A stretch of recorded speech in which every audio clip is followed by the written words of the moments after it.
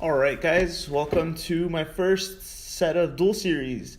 This is going to be featuring the Earth-Wind Dadaluma. This one's piloted by one of my teammates, Chibi. This will probably be the deck he's taking to the Tampa tournament on January 20th. And yeah, so what I want to tell you guys is this will be the way we do our videos, the way I do my videos anyway.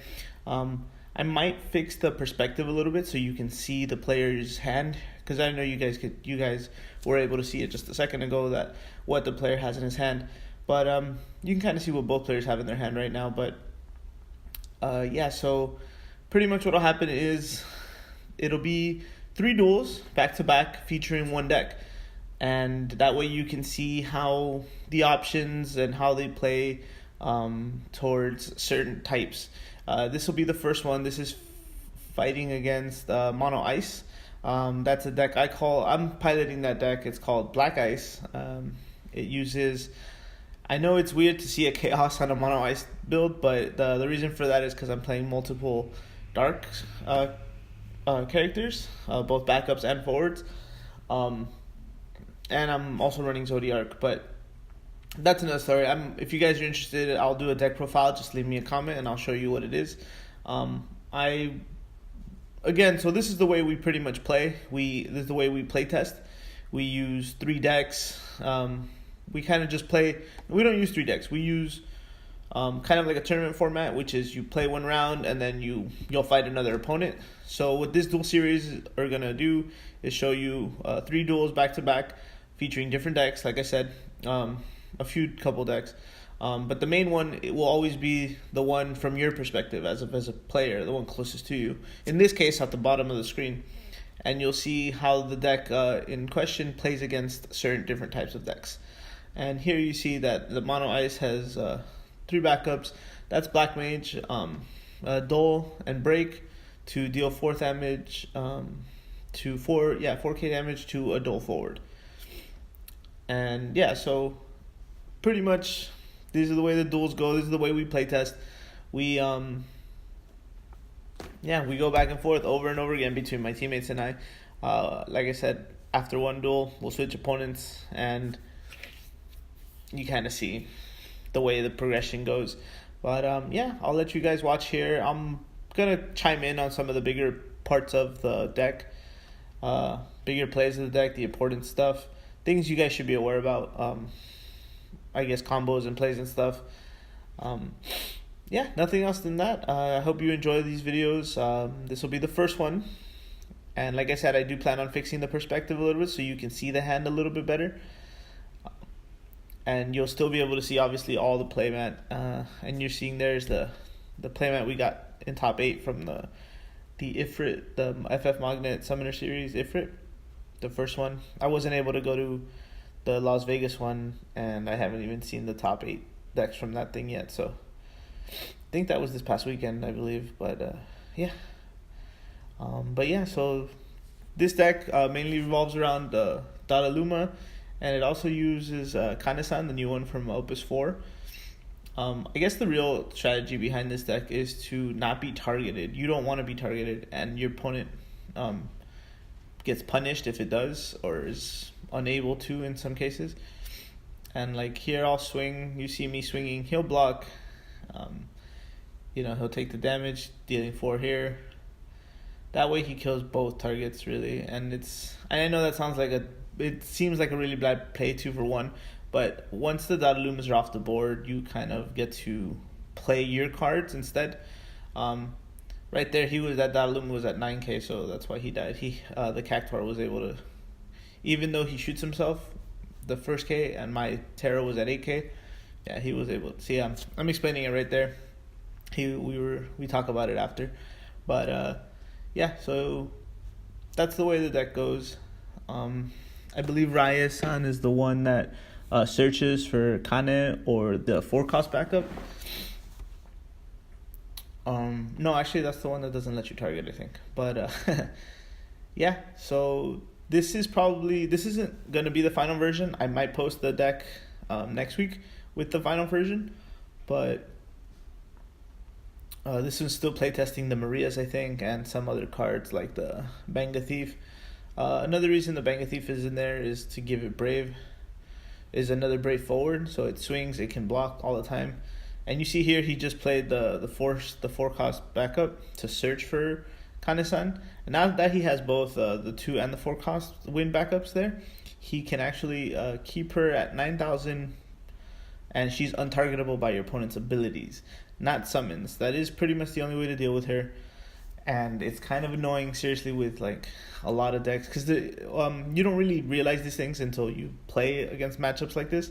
But a lot of the cards we play target, and there isn't a lot of blanket effects or AoE effects that don't, and it's hard to get over stuff like that. So especially the mono ice deck that I'm playing, it's very difficult. Everything requires me to target the Terras, the Black Mage in the back, and there's some other stuff there. I started playing Lich, which is a new 4 cost summon from Opus 4 that pretty much deals the whole board half of their damage, half of their power as damage to them, rounding up. So on average, it'll deal about 5,000, considering that 4 to 5,000. If they're at 8, if they're at 9 or 10, it's dealing 5,000. If they're at 8 or 7, it's dealing 4,000. So yeah, with that being, that usually means, the reason I play it like that is because when I have Black Mage or Terra to deal damage, I can break Duel forwards pretty much over and over again, and it's part of the combo. But in this case, it doesn't really work. I had to Zodiac here because that board, dealing with Kane-san, that's untargetable, and Emperor, that I can't activate any of my other abilities, kind of makes it very difficult. So yeah, I had to do that to get out of this one. But then he responds with Titan to Can't Be Broken, so it only takes 1 out, and then I lose a Genesis there on the damage point. I know the glare is a little annoying in this video. This is the first time we've tested these recordings, testing these battle series, and yeah, it's a little makeshift tripod, if you will, with like a tube. I'll find a way to get you guys to see our setup one day. This is at my teammate's house. This isn't at my place, but we had trouble with lighting and stuff like that. Again, this is the first one. This is our test run. I wanted to see how we can set it up, but I think the angle on it's really good. Like, it's pretty much a top view, right? Sky view, sky right above us, and yeah, and you see that glare there on the top right. That is terrible. I agree, and I don't like the way it is, but we learn, and I just wanted to show you guys the way we're gonna be doing it. So yeah, this match goes on a little bit like this. It's really hard for that deck. See, right now, Kane-san, I don't have any backup, anything to destroy backups in the mono ice deck, so I can't get rid of the Ryo Senna and the Raya Senna, and that's the one that lets her be untargetable. So see, I just summon Laguna, and when Laguna comes out, you can choose a character and duel it, freeze it if Squall's out. But in this case, I don't really get that, because again, she can't be targeted. And Geomancer there on the earth backup is what gives her Kane-senna Brave, and just the 9k power, and well, in this case she's at 10k because of Maria, but power and Brave and untargetable, like, it's super annoying. And that's kind of how this deck works. I know I've seen a lot of variants. I've seen Kane-san been played in Mono Wind Turbo, which I really want to play, but I'll talk about that another time. And it also uses the Dadaluma engine because it gives the deck a lot of options to get rid of stuff. And right there, he's telling me that I'm at 9, but he didn't realize that Terra's at 7k plus 1,000 from the Duke. But yeah, so pretty much between the so what happened there was Ishtola pretty much kept shooting Dadaluma for 1, and that's causing him to deal 4k to my forwards. So yeah, and the Cactuar also deals another 1,000 to Dadaluma, dealing an additional 4k to one of my other forwards, and that's kind of how he wipes my board. I don't really have much to do here. Let's see what happens here in a sec. I pitched the tap to summon Vayne. Oh yeah, Vayne here lets me deal with Kane-san. She won't come back which is good. See, that's a blanket effect. When it hits the board, all forwards, all 5 cost forwards, become dull and remain dull as long as Vayne is on the board. But you guys will see here in a sec that that doesn't really cut it. I start thinking about stuff and I make plays here, but I don't think I make any more plays. I don't remember how many cards I have in my hand, but yeah, see, I pass turn, and you'll see right here again how the play works. So he draws his 2 cards, and see, kind of so he'll affect Ishtola, targeting deal 4,000, deal another 4,000. I'm at 9, so then he'll do target, deal another 4,000. All right, there you go. You can deal 12,000 just with the 3 win backups, and then boom, then he'll swing. Take my point. That was lock. We kind of saw it for a second. I know the glare's bad, guys. And then that was Sid Reigns as another damage point. And there you go. Now it's 5-1. He's gonna pitch to summon Yogamba, and he pretty much says he's an interesting card in this game, in this deck. It's a tech. I believe it's a 1 or I'm not sure if it's a 1 or 2 tech, but it's cool. Whenever Bagamba attacks, your opponent has to block him. It's like the reverse of Cecil, where Cecil has to block, and it's one of those similar effects where it's mandatory. Like the interaction between forwards is mandatory, and the reason he uses it this way is because he plays it in this deck is because when he swings, he'll usually swing with him first. By the way, if you guys see the camera right there, it's because I got a phone call and I had to edit the video, and so we're kind of just sitting here for a second. But that gives me time to explain the effect. So when Bagam attacks, your opponent has to block him.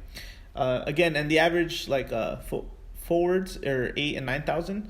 So if it is at 9,000, it'll just need 1 shot from Dadaluma, and that pretty much means he can use the rest of his to break other forwards in the game on the board. And I really like it. It's a cool card. I don't think it's practical in many other decks, but this one definitely utilizes it a lot. So yeah, I think we're still catching up from the phone call interrupting. We learned something valuable that day, that when I record videos from my phone, we should definitely keep it on airplane mode as to not be disturbed. But yeah, so yeah, this game doesn't look too good for me, honestly, or the ice deck altogether. I'm sitting there just thinking, yeah, I'm going to pitch, tap, and put something else out, but I don't even know why. And I think I'm going to scoop soon. I predict a scoop coming up real soon. I believe next up is Dadaluma. Coming up next is going to be the Dadaluma versus Wind Lightning, which is the deck my other teammate Warsaw Pilots. But getting into this play, see, this is the Lich I play. It's a 4-cost Opus 4 summon. This is the one I was mentioning earlier that deals half of everyone's damage to them, half of everyone's power as damage to them. So right there, I'm doing it while I don't have any forwards on board, and so I can deal with that Loom and he doesn't get anything. Because even if that doesn't target him, it still deals damage to him. See, normally right here I would have been able to clear the board. I would have been able to kill Kane, Ishtola, and Dadaluma, and that's kind of what that deck is supposed to do. But because I can't target Kane-san, I can't pop the 4,000 of my Terra for that. I was able to get rid of the Dadaluma at least, but that's still really not enough. Because now she has Brave, Geomancer, 1 Earth, and 1 extra Crystal Point to make a forward Brave.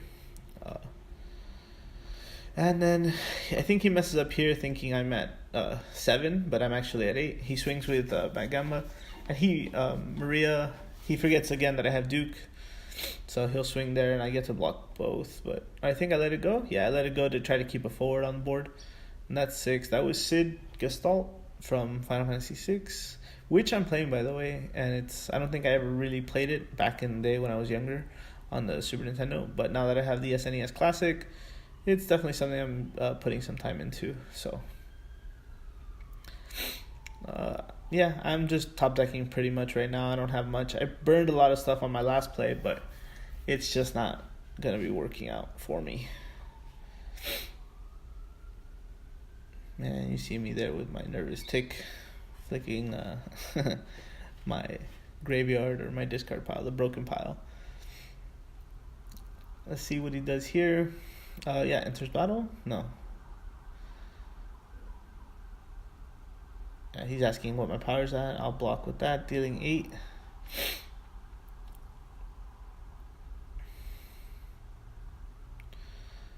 And then he puts out Guy, just because Guy at 9 is also another problem.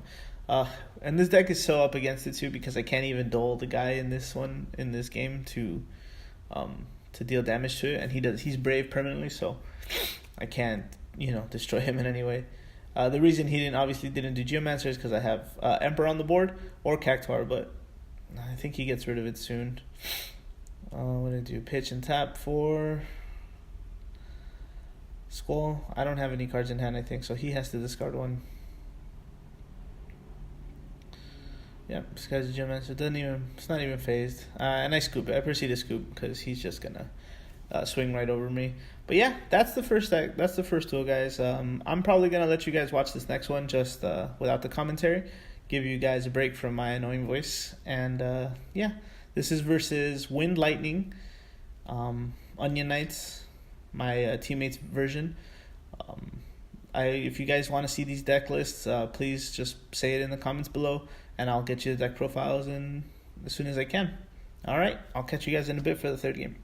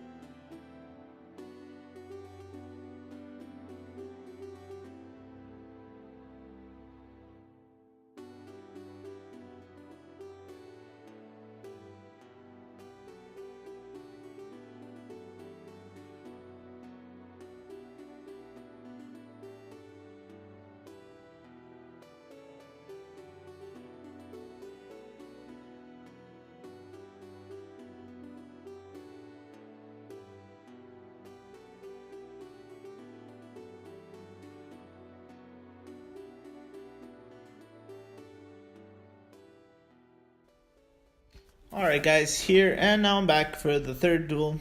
I guess the real reason I'm talking only during the duels I'm playing is because I don't want to give misinformation regarding the other decks. But so one more time, this is Dadaluma, the Wind Earth Dadaluma, and now it's fighting my real makeshift YRP Unariku Pain deck. I've been messing with it, trying to see if it's good for this format. Unfortunately, I don't. After playtesting a little bit and doing a little more research, I don't like it as well as I do mono water. But yeah, you'll see how this duel goes in a bit. There's definitely a lot of cards in there in the deck that I was playing that I didn't like. It definitely needs to change a lot. So here you see that he's pitching the first card. He starts with two backups, pitch one for Geomancer and pitch one for Archer. I pitch for Yuna. And I think I start relatively good in this game, but once the deck gets it set up, the backups and stuff, this Earth Wind deck really like kind of gets away from you. It kind of snowballs, honestly, in my opinion, when it has all its cards on the board, and the cards just give you momentum. Like it doesn't stop, especially dealing with forwards and stuff like that. So there I pitch Brother to tap, and Summon Pain to draw a card, and I pitch to put my other back up. That's usually how I like to play. By turn 2, I should have 3 cards on the board.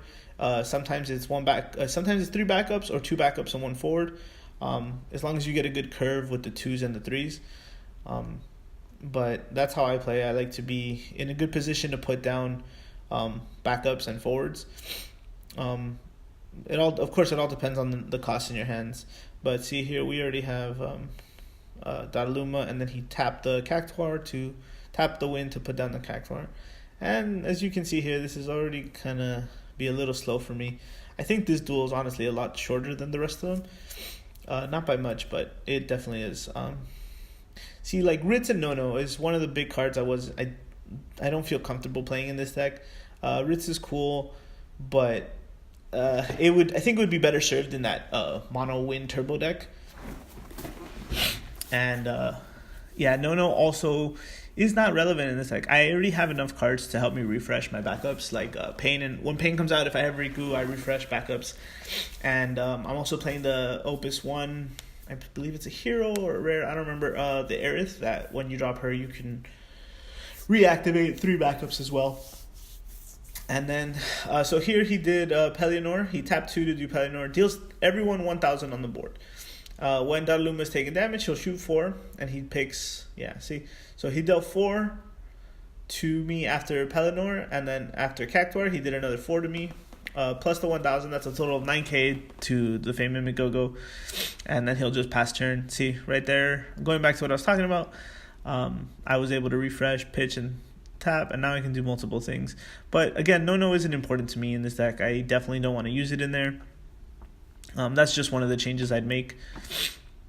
And I think it just slowed it down overall. As much as that card is supposed to be fast, it plays well in some decks, but not for a Unariku Pain deck. It's already fast enough as it is, and it doesn't benefit from that stuff. I would like to increase the draw power. I might play the Mog from 6, category 6. To help draw a little bit more, because you want to get into those pieces. And see, look right here, you see pretty much the Wind Earth almost completing its back row. It kind of rushes. The main strategy is to rush its back row and then set the forwards, because once the back row is set up, the back row pretty much dictates the control that this deck has over a lot of things. And I don't even draw. I think the worst part about this is that I don't draw Minwu or my Cecil until the end of the deck, so it kind of makes it difficult to play against something like this. If you guys are used to playing water, and then you switch to decks that don't have Minwu, you realize how much of a battle it is to play against decks like Fire and Lightning, and now in this case, Dadaluma, because it's just all those pings for 4,000, 6,000, or AoE damage or whatever, really come out faster than you think, and it really leads me to believe that like Minwu is such a crazy card. Um, and we were talking about that if there's ever like a ban list or restriction list, Minwoo would definitely go down to 2, or maybe even 1, because it's just it just shuts down so many cards and so many decks, so many variety of decks. I think I remember like at some point Fire just wasn't played because Minwoo existed, and things like that. And I know when I play against Fire and or Lightning decks, I always rush to put Minwoo. Like if I don't draw Minwoo in my first hand, I'll mulligan into the Minwoo for sure. And okay, so here you see that he plays the Titan to. I did a team attack because I was pretty sure I was planning on just clearing the board. I think I have a Pain in my hand, I don't remember. But I team attack so I can't be broken, but he also uses the Titan so he can't be broken, and then he will kill them both pretty much. Cactuar to shoot himself for again, to deal the extra 4,000 that needs to be done to the Moogle. Yeah, we're just trying to dictate which one's the damage distribution, and I'm trying to explain to him that he doesn't need to shoot directly the Moogle with the Cactuar because Dadaluma can't be broken. So after Titan, you can pretty much keep pinging Dadaluma, and he will continue to shoot 4,000. So if you have any other ways to like generate, like if you essentially do no in this deck, if you would attack and refresh some of your backups, you could redo the effects, and as long as Dadaluma can't be broken, he will continue to take damage and shoot for 4,000.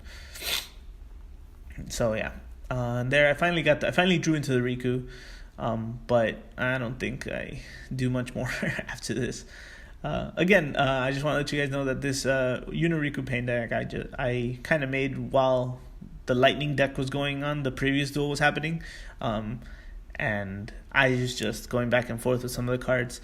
The problem is I don't own all the cards. Like I don't own enough cards to make multiple sets of water decks. So all my Minwoo and all my main cards are all focused into that deck. And so when I'm making multiple decks, I always end up reverting back to water variants. And the water variants require me to take off cards from my main deck. And so this is me playing without all the extra cards from my main deck. So, yeah. Anyway, that's the first damage. I believe that was a Yuna. I didn't even get to see it that great. But he also summons Bagaman. And see, since this time he has Pelennor and Cactuar and no Ishtola yet, he's gonna use that to help deal them the extra the damage he needs to break the forwards. So there's the Riku, the Yuna Riku Pain combo there. So you saw I draw for Yuna and refresh with Riku. And I'm here. Oh, this is me teching Dancer also because I'm playing Lena's in this deck. I ran into Dancer at the last tournament I went to, and it pretty much helps me deal with Garnets and some other big things without effects. But I don't think it would have been a good matchup here because the second I target Dadaluma with it, it'll break me. I'll negate his effect, yeah, for the remainder of the turn, but it still means that I'm dead. But yeah, and here I enter battle, and then as I'm entering battle, he'll respond with Cactuar, dealing Dadaluma, breaking Dancer, causing me to lose haste and first strike. Yeah, so that's that. Bartz is another cool card that I really wish I could use more often. I think he also goes in that mono wind turbo deck. I gotta come up with a better name for that deck that I want to build, but yeah, naming decks isn't as easy as people say, but it's definitely something fun to do. My teammates like to come up with silly names with references to shows and stuff like that. One of my other friends is if you're playing Waka, it's Waka Waka who wants to play a funny deck. Yeah, exactly. Silly stuff, but we kind of got lost in the jokes and stuff. And here we have my teammate just blocking it because I don't know what we're arguing about anymore.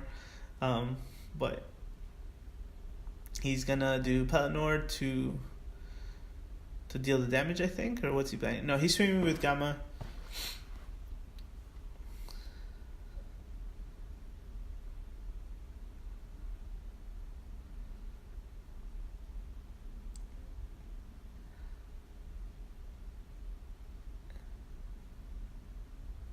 yeah, I don't even remember what we were arguing about this one. But I guess it goes on for a little while. We're talking about Pain and how much damage she's taken, I think.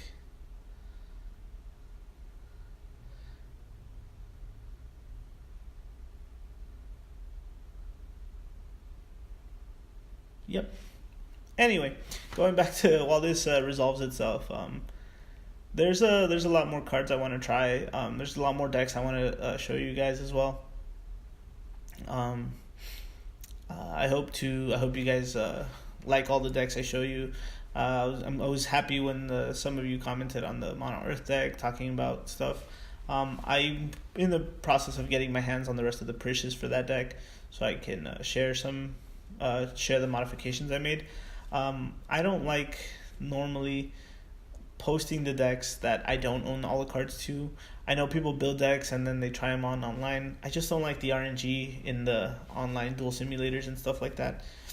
I'm just old fashioned, I guess, and I like to play with the real cards and just build with cards that I own, which is funny for me to say because I'm always trying to borrow my teammates' cards to build decks with cards I don't own.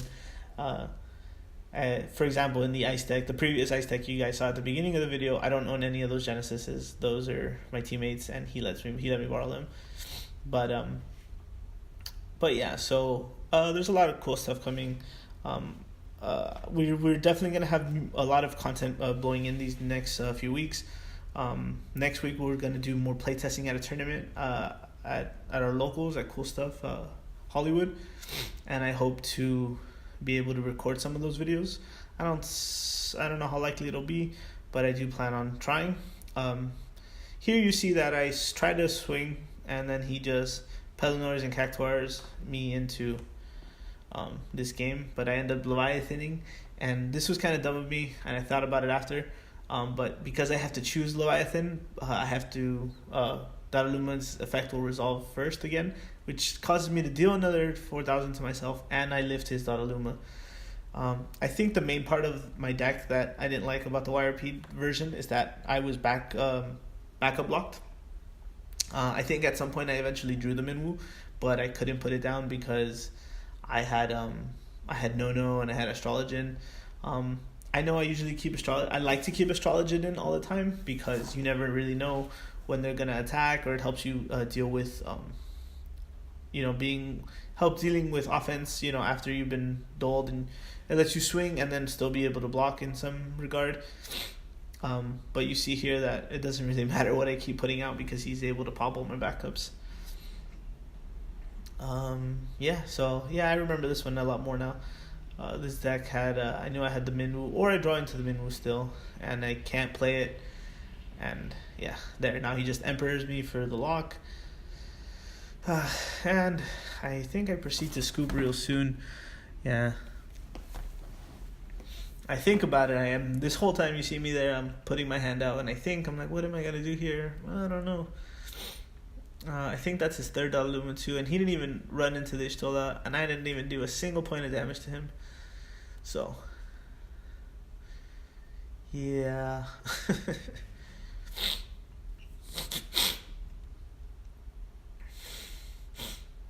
Oh, there we were talking about when these cards came out, and then that whole new win set, the Ryasan, Kane-san, and the new ones all came from Opus 4, and that's what made this deck.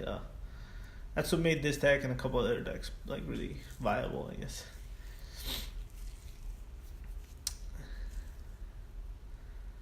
Yeah, I just put Titus down because that's all I got really, and then I think I try to put something else. I make a mill card, sure, why not? Because that's all I got. I realized there he didn't catch it either because he knew I was gonna scoop. I couldn't even do that Riku card because Emperor's out. I was just kind of like, ugh, this is such a bad hand, and I was upset because Minwu was in my hand. So yeah, he does the effect, shooting for 4,000, shooting for another 2. There we go. Clears my board again. Swing. And swing. Yep, Leviathan. I guess just get rid of Emperor because why not?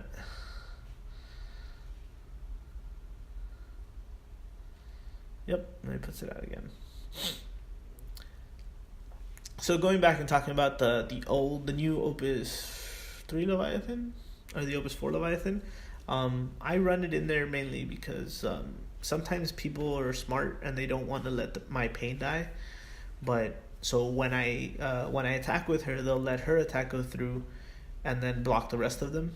So what I've started to do is what I've considered is playing that Leviathan because it lets me swing past them, or lets me pretty much bring that one back and deal with one of my opponent's swords while still letting me play it from my hand, and to keep the momentum going in the deck.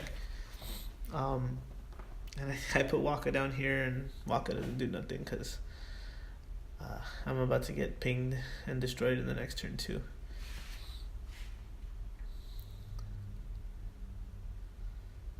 Yep, man, I just say scoop because that's not gonna work. There's nothing I can do. I'm top decking, and yeah. Well, guys, I hope you enjoyed the video, and I'll see you next week for some more content. Thanks for watching.